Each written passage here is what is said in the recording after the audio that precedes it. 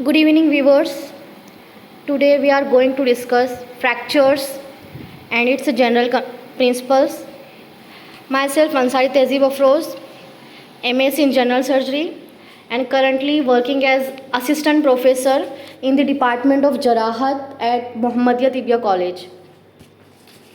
Now, the definition of fracture is: it is a break in the structural continuity of the bone. यानी जो bone की structure है उसकी continuity जो है वो ब्रेक हो जाए, उसके अंदर तसलसल या कंटिन्यूटी जो है वो मौजूद ना हो, तो ये चीज़ जो है वो फ्रैक्चर कहलाती है। ये एक लैटिन वर्ड है जिसका मायने होता है ब्रेक या टूट जाना। इसको एब्रीवेशन के तौर पे हम FRX या FX या फिर स्लैश का सिंबल भी बनाया जाता है। अक्सर आप किसी डॉक्टर, अगर आप एक मेडिकल पर्सन हो तो आप ये जानते होंगे कि जो स्लैश का सिंबल होता है वो इंडिकेट करता है फ्रैक्चर को। Now what is orthopaedics? Fracture का जो शुमार होता है वो ऑर्थोपेडिक्स में होता है। ऑर्थोपेडिक्स ये मेडिकल की एक ऐसी ब्रांच है जिसमें हड्डियों और जॉइंट्स और इसके अलावा मूवमेंट से रिलेशन रखने वाले जो ऑर्गन्स हैं जैसे मसल्स, टेंडन, इनके बारे में स्टडी की जाती है। इसको हम इस तरह से डिफाइन कर सकते हैं: orthopaedics is a concern with bones, joints, muscles, tendons and nerves, the skeletal system and all that makes it move. यानी मस्कुलो स्केलेटल सिस्टम जो होता है, इससे रिलेटेड जो भी ऑर्गन है इनके बारे में जानना, उनकी डिसीज़ के बारे में जानना, ये सारी चीज़ें जो है ऑर्थोपेडिक्स कहलाता है। इसमें ऐसी चीज़ें मौजूद हैं जो ऑर्थोपेडिक से रिलेटेड है, या ऑर्थोपेडिक में ऐसी कौन कौन सी कंडीशन है जिसके बारे में स्टडी की जाती है। तो इसमें पहला है कंजेनाइटल एंड डेवलपमेंटल एनोमलीज या abnormalities, infection, inflammation, arthritis, rheumatic disorders, metabolic and endocrine disorders, tumours and lesions that mimic them.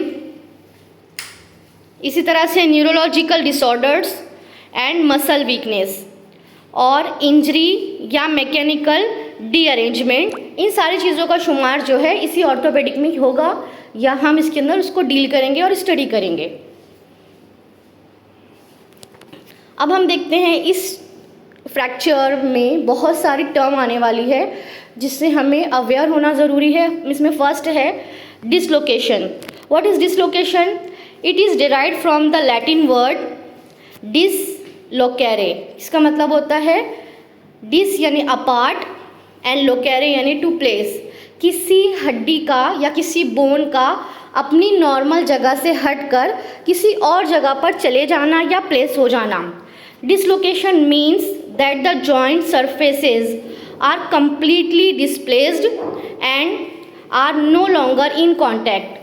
Joint जो होते हैं ये दो हड्डियों से या तीन हड्डियों से मिलकर बन सकते हैं, और अगर उनकी जो सरफेस होती है जो जॉइंट बनाती है किसी ख़ास हड्डी की, वो सरफेस जो जॉइंट बनाने में हिस्सा लेती है वो आर्टिकुलर सरफेस कहलाती है।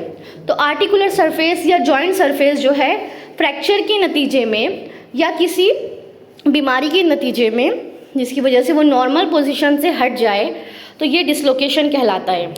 नेक्स्ट है सबलक्सेशन। सबलक्सेशन से क्या मुराद है? The term subluxation implies a lesser degree of displacement. यहाँ पे क्या होगा? कंप्लीट डिस्प्लेसमेंट नहीं होता है, यानी बोन जो है उसकी आर्टिकुलर सरफेस जो है वो पूरी तरह से अपनी नॉर्मल पोजीशन से नहीं हटती, बल्कि वो थोड़ा सा कांटेक्ट को जो है मेंटेन रखती है, और वक्त रहते अगर उसको सही ना किया जाए तो कंप्लीट डिसलोकेशन भी हो सकता है। नेक्स्ट है sprain. A sprain is an incomplete partial tier of A ligament around a joint. Sprain क्या होता है? इनकम्प्लीट टीयर होगा लिगामेंट्स का जो जॉइंट के आसपास में मौजूद होते हैं, जो दो हड्डियों को आपस में जोड़ कर रखते हैं, वो लिगामेंट कहलाते हैं। और अगर उनके अंदर पार्शियल या इनकम्प्लीट टियर हो जाए, वो टूट जाए, तो इस कंडीशन को हम स्प्रेन कहते हैं। इसकी एक एग्जांपल है, एंकल के पास जो लैटरल लिगामेंट होता है, अगर वो पार्शियली टियर हो जाए तो पेशेंट को चलने में प्रॉब्लम होती है और जॉइंट जो है वो इंस्टेबल नहीं रहते।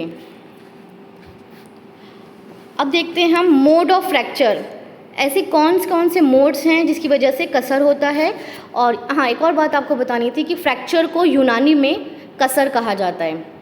तो पहला है इसमें डायरेक्ट ट्रॉमा, यानी अगर कोई मरीज़ गिर जाए जिसमें फॉल आता है, या किसी ऑब्जेक्ट से डायरेक्ट उसको चोट लग जाए, आप बोल सकते हो पेनिट्रेटिंग वुंड या स्टैब वुंड। तो फर्स्ट है डायरेक्ट ट्रॉमा।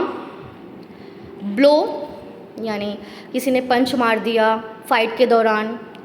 इसी आपने देखा होगा कि जो रेसलिंग होती है इसमें भी चांसेस होते हैं ब्लो के। नेक्स्ट है jumping, twisting, accident, fall, blast injury. तो ये सारे मोड हो सकते हैं फ्रैक्चर के लिए। नेक्स्ट है क्लासिफिकेशन ऑफ फ्रैक्चर्स। फ्रैक्चर्स को बहुत सारे तरीक़ों से क्लासीफाई किया गया है। इसमें पहली क्लासिफिकेशन जो है on the basis of fracture line. Fracture line के अकॉर्डिंग क्या क्या टाइप्स हो सकती है। इसमें पहली टाइप होती है linear fracture. Linear fracture, a fracture line that runs parallel to the bone's axis या axis of the bone। Bone axis के पैरेलल जो लाइन होती है फ्रैक्चर की, वो लीनियर फ्रैक्चर कहलाते हैं। नेक्स्ट टाइप है longitudinal, a fracture line that runs along the length of bone but not the parallel of the axis of bone। अगर बोन के एक्सिस से पैरेलल ना हो लेकिन लॉन्गिट्यूडिनल, यानी जो बोन की लेंथ है, ख़ास तौर पे लॉन्ग बोन में जो उनकी लेंथ है, अगर फ्रैक्चर की लाइन जो है वो along the length of bone है, तो ये लॉन्गिट्यूडिनल फ्रैक्चर कहलाता है। नेक्स्ट है ट्रांसवर्स फ्रैक्चर। जब फ्रैक्चर लाइन बोन के अक्रॉस रन करती है या फिर वो राइट एंगल पे होती है बोन एक्सिस के, तो ये ट्रांसवर्स फ्रैक्चर कहलाता है। नेक्स्ट टाइप है ऑब्लिक फ्रैक्चर। जब फ्रैक्चर लाइन जो है वो स्लांटिंग होती है, थोड़ी सी तिरछी होगी अक्रॉस द बोन, यानी जो बोन एक्सिस होता है उसके अकॉर्डिंग वो तिरछी होती है फ्रैक्चर लाइन, तो तब हम उसे ऑब्लिक फ्रैक्चर कहते हैं। नेक्स्ट है spiral fracture, a fracture line that runs across the bone at an oblique angle and coils और spirals around the bone. Fracture line कैसी होती है, स्प्रिंग की तरह स्पाइरली होती है और वो ऑब्लिकली एक ऑब्लिक एंगल के ज़रिए पूरे बोन को कवर करती है। इसकी हम आगे इमेज देखते हैं। यहाँ पर आप देख सकते हो, फर्स्ट इमेज है ट्रांसवर्स फ्रैक्चर की, सेकंड है लीनियर फ्रैक्चर, थर्ड है ऑब्लिक नॉन डिस्प्लेस्ड फ्रैक्चर और फोर्थ टाइप है, फोर्थ इमेज आप देख सकते हो, यहाँ पर ऑब्लिक फ्रैक्चर है और जो दोनों हड्डियाँ हैं या टूटे हुए जो फ्रैगमेंट्स हैं बोन के, वो एक दूसरे से दूर हो चुके हैं, यानी वो अपनी प्लेस से हट गए हैं, यानी वो डिस्प्लेस्ड हो चुके हैं। नेक्स्ट आता है जो अभी हमने लास्ट टाइप देखी थी, that is spiral fracture. Spiral fracture में आप देख सकते हो उसका लाइन ऑफ फ्रैक्चर किस तरह से होगा। उसके बाद की जो दो टाइप है अभी हमने डिस्कस नहीं की है, वो है ग्रीन स्टिक फ्रैक्चर और लास्ट है कम्युनिटेड फ्रैक्चर।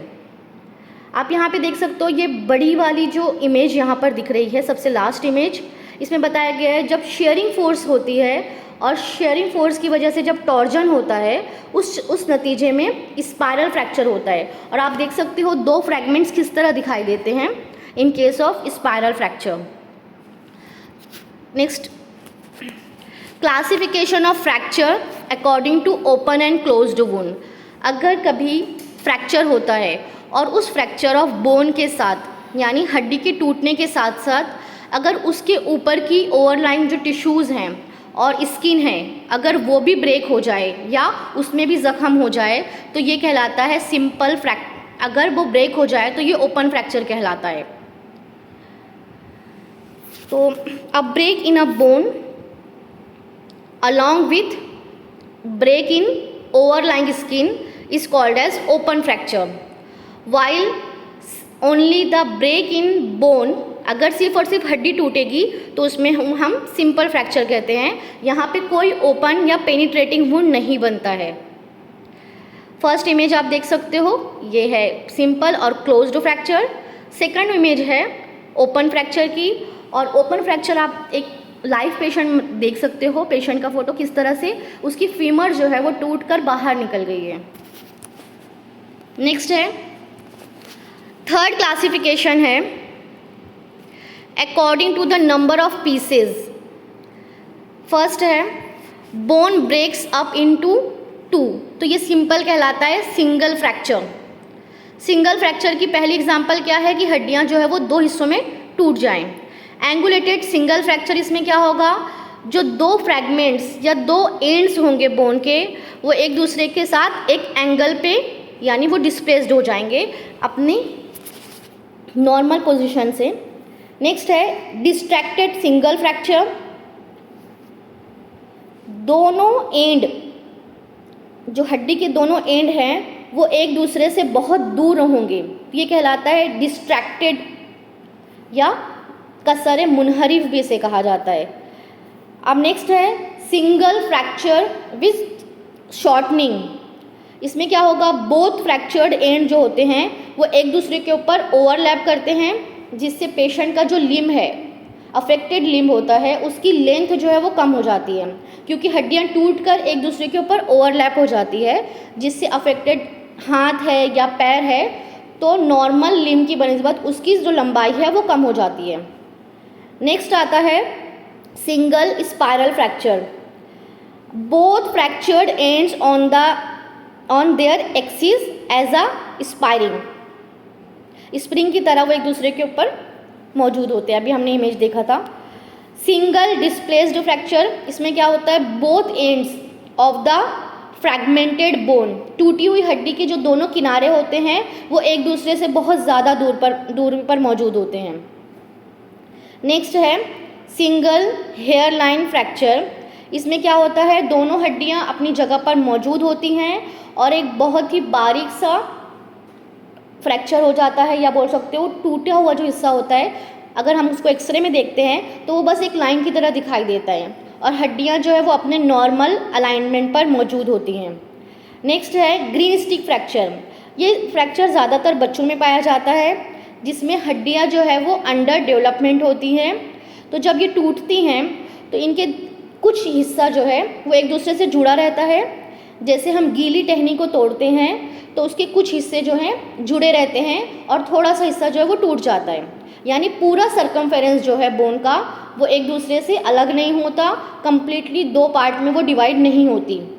आप कह सकते हो पार्शियल फ्रैक्चर होता है यहाँ पर।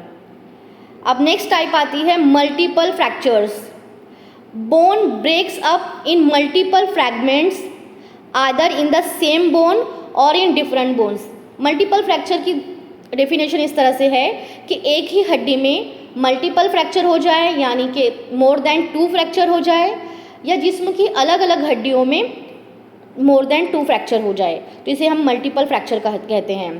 तो व्यूअर्स, आज के लिए ये टॉपिक हम यहाँ क्लोज करते हैं। इसके आगे के सेक्शन में नेक्स्ट वीडियो में हम आगे के टॉपिक को डिस्कस करेंगे।